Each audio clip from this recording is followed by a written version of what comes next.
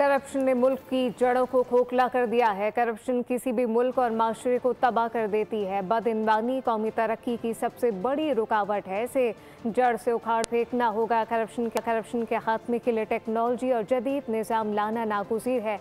International anti corruption day के मौके पर सदर, वज़ीर आज़म समेत आला क़यादत के पैगामात।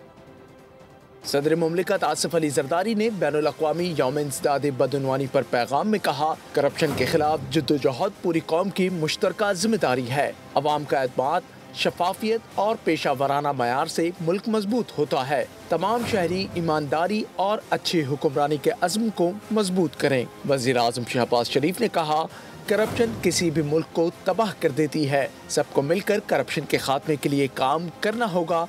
बदउनवानी का जड़ से खात्मा हमारा आज़म है। गवर्नर सिंध कामरान खान टिसोरी ने कहा, करप्शन से पाक पाकिस्तान हमारी नई नस्ल का हक है। शफाफियत, ईमानदारी और कानून की बालादस्ती से ही मजबूत मुआशरा तश्कील पाता है।